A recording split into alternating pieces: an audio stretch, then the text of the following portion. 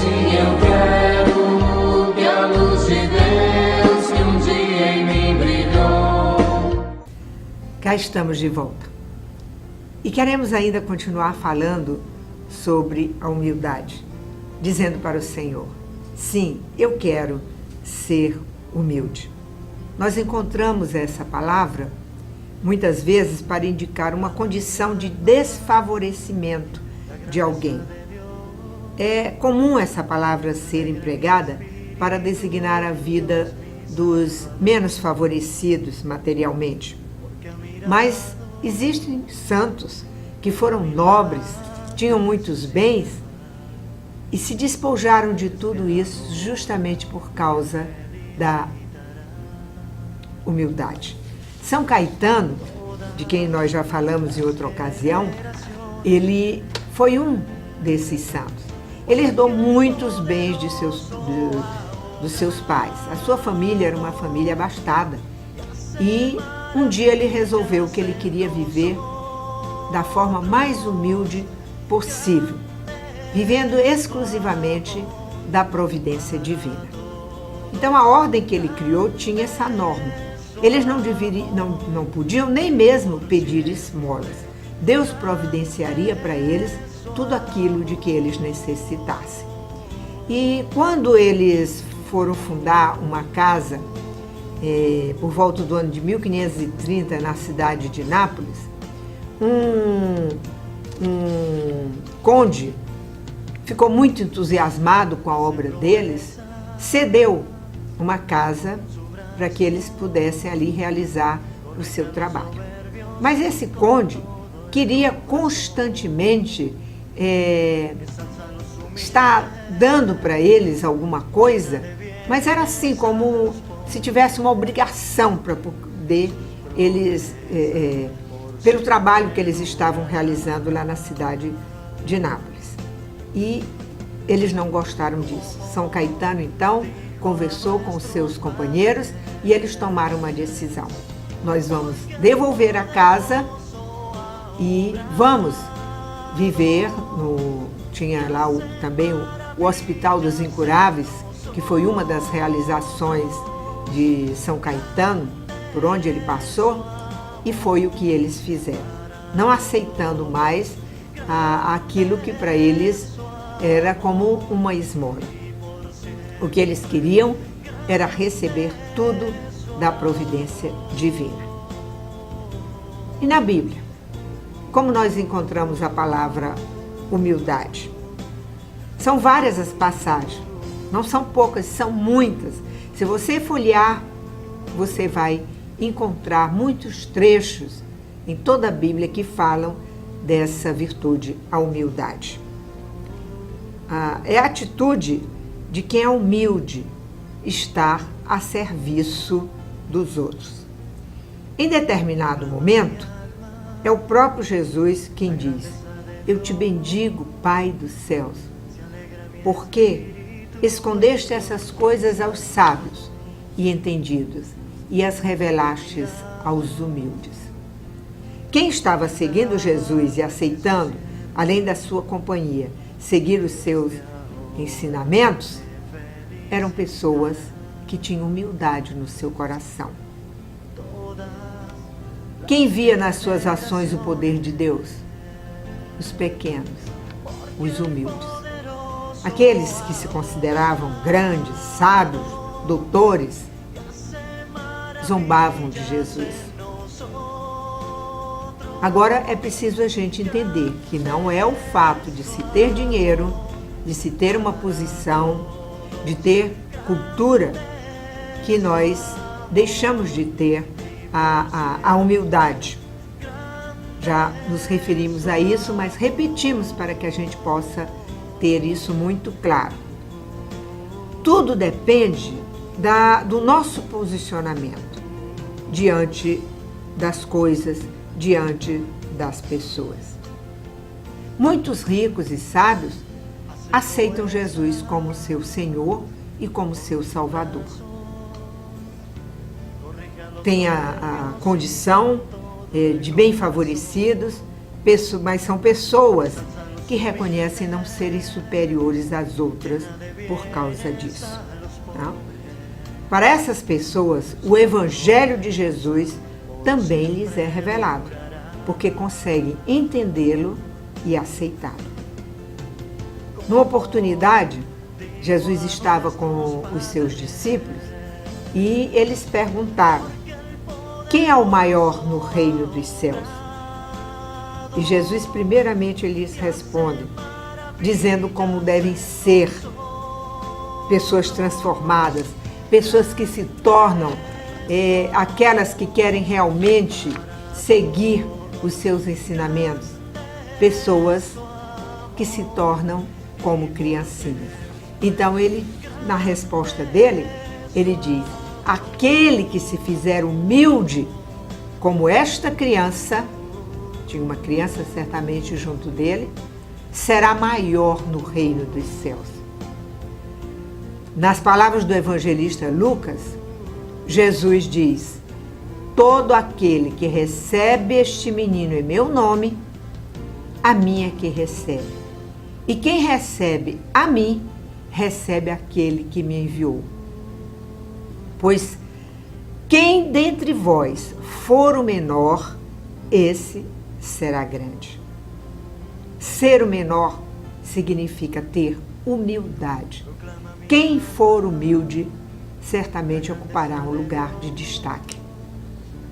Outra lição de humildade que foi dada por Jesus aconteceu quando ele viu que os convidados de um fariseu notável buscavam, quase que correndo, como ainda acontece nos dias de hoje, os primeiros lugares.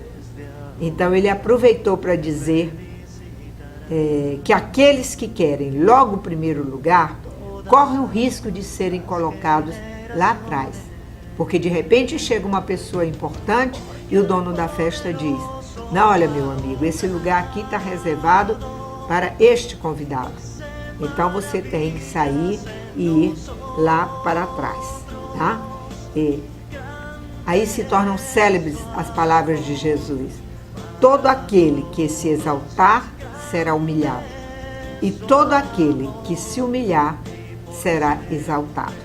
Confira lá no Evangelho segundo São Lucas, no capítulo 14. Lendo, você vai encontrar estas palavras de Jesus. E olha que Jesus não apenas falou como acontece muitas vezes conosco. Dizemos para alguém fazer alguma coisa, mas não fazemos aquilo que estamos indicando como sendo o que deve ser feito. E aí a gente percebe que Jesus, ele dizia as coisas e ele fazia. A gente entende então a exaltação de Jesus na cruz. Ele se despojou de sua superioridade para dar vida por nós e foi exaltado pelo Pai do céu, vencendo a morte. Vamos ser gratos a Jesus. Peçamos a Ele que o seu Espírito nos dê a graça de sermos pessoas humildes. Basta você dizer simplesmente: Senhor, sim, eu quero ser humilde. Eu quero ter humildade no meu coração. Jesus vai receber essa sua oração com certeza. E vamos lembrar daquela que foi exemplo máximo de humildade. Tinha tudo para se vangloriar, porque foi escolhida para ser a mãe do Salvador. Nós estamos falando de Maria. Ela recebeu o anúncio do anjo Gabriel, mas não saiu pelas ruas gritando: olha, gente, finalmente eu fui escolhida para ser a mãe do Salvador. A gente sabe que jovens daquele tempo, né, elas tinham essa expectativa: será que eu vou ser escolhida? Será que eu vou ser escolhida? Né? Estavam sempre a se perguntar com relação a isso. Maria, na sua humildade, ela já havia sido escolhida por Deus. E o que ela fez? Como pessoa humilde que ela era, ela contou o fato para o seu esposo José, que não era ainda propriamente o esposo, era o noivo, mas o noivado naquela época entre os judeus era considerado já como um casamento, tá? Então, reservadamente, Maria foi servir a sua prima Isabel, que já estava no 6º mês de gravidez. E antes mesmo que ela tivesse tempo de contar para Isabel o que lhe acontecera, foi a própria Isabel que se dirigiu a ela e disse: de onde me vem a honra de receber na minha casa a mãe do meu Senhor? E a resposta de Maria foi o reconhecimento da sua pequenez e da grandiosidade de Deus. Minha alma engrandece o Senhor, foi o que ela disse. Exulta meu espírito em Deus, meu Salvador, porque olhou a humildade de sua serva. E mesmo quando diz: por isso desde agora me proclamarão bem-aventurada todas as gerações, ela não está se considerando superior a ninguém, mas ela está reconhecendo o mérito de ter sido escolhida para a mãe do Salvador, mérito que está unicamente em Deus. E é por isso que ela exclama: porque realizou em mim maravilhas aquele que é poderoso e cujo nome é santo. Nós vamos terminar esse nosso bloco cantando justamente essas palavras de Maria, que lá na Bíblia aparece como o Magnificat.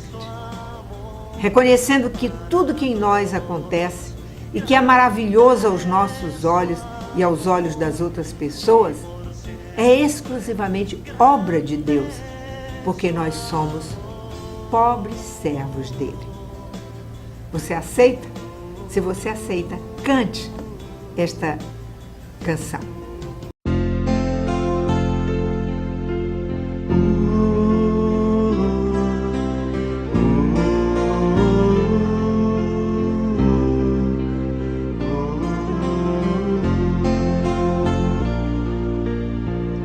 Proclama mi alma la grandeza de Dios, se alegra mi espíritu en Dios mi Salvador, porque ha mirado la humildad de su sierva, desde ahora me felicitará. Todas las generaciones, porque el poderoso ha obrado y hace maravillas en nosotros. Grande es su amor para todos, grande es su amor y por siempre. Grande es su amor.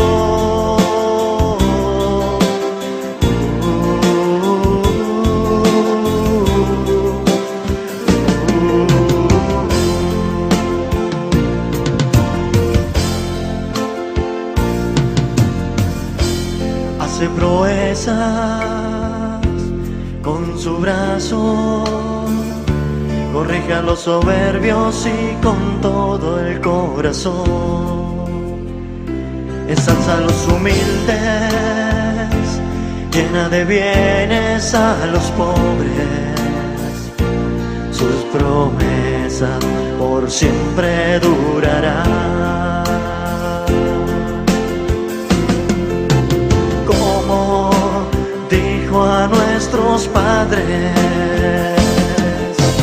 porque el poderoso ha obrado y hace maravillas en nosotros.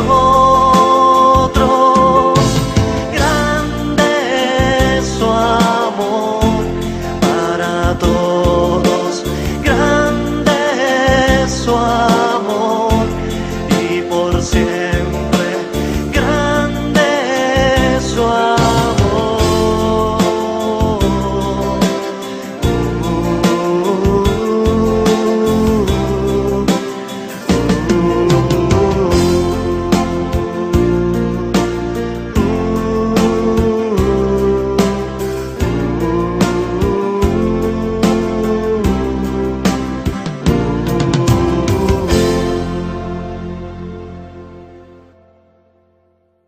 e voltamos para o nosso intervalo a seguir.